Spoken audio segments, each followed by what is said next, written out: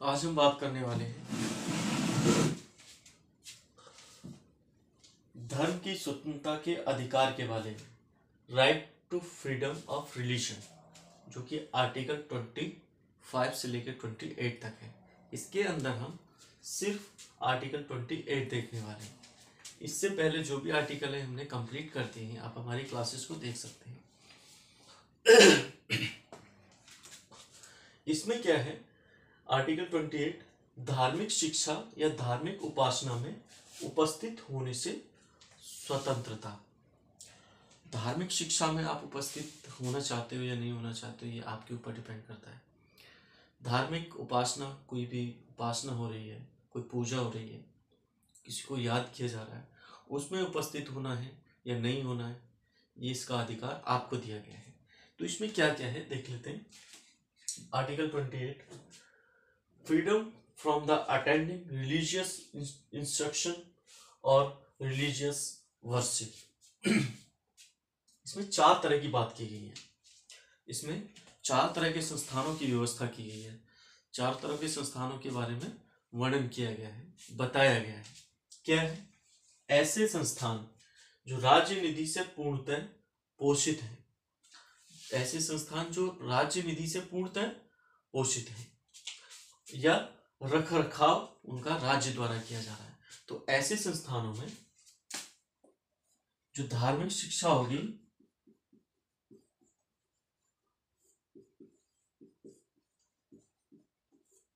पूरी तरह से बैन रहेगी, पूरी तरह से प्रतिबंधित रहेगी।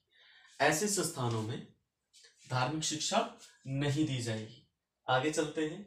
दूसरा पॉइंट है प्रशासन। ऐसे संस्थान जिनका प्रशासन राज्य द्वारा किया जाता है लेकिन स्थापना न्यास के अधीन की गई है। ऐसे संस्थान जिनका प्रशासन तो राज्य कर रहा है, प्रशासन तो राज्य के हाथों में है, लेकिन किसी कानून के द्वारा, किसी न्यास के द्वारा उनकी स्थापना की गई है, किसी ट्रस्ट के द्वारा। तो ऐसी संस्थानों में धार्मिक शिक्षा दी जा सकती है।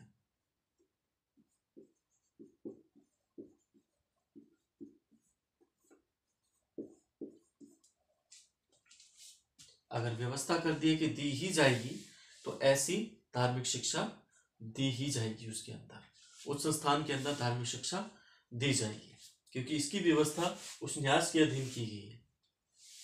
प्रशासन तो राज्य के हाथ में है, लेकिन किसी कानून के तहत ऐसी व्यवस्था की गई है कि उसमें धार्मिक शिक्षा दी जाएगी। तो इसकी व्यवस्था की जाती है कि उसमें धार्मिक शिक्षा दी जाए।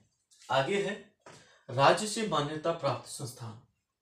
राज्य से मान्यता प्राप्त संस्थान और राज्य निधि से सहायता प्राप्त संस्थान, ये 2 ऐसे संस्थान हैं, या तो मान्यता प्राप्त हो या राज्य निधि से थोड़ा सहायता प्राप्त हो। तो ऐसे संस्थानों में व्यक्ति के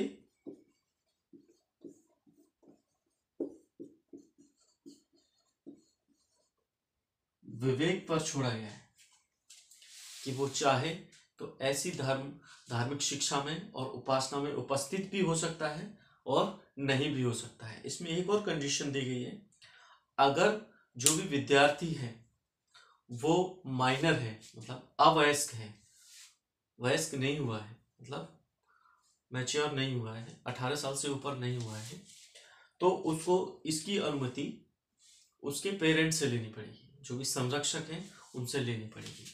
अगर वो दे देते हैं तो उसमें शामिल हो सकता है, अगर वो नहीं देते तो वो शामिल नहीं होगा।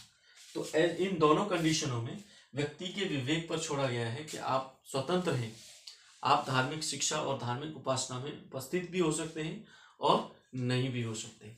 इसके अंदर सिर्फ 4 पॉइंट हैं। ये यहाँ पे क्लियरली कंप्लीट है, इससे ज़्यादा कुछ भी करने की जरूरत नहीं है, पढ़ने की जरूरत नहीं है, इतना कर लीजिए बहुत है। इसी में से क्वेश्चन आएगा, बस इसी को ध्यान रखना है। आज के लिए इतना ही, मिलते हैं अगली क्लास में।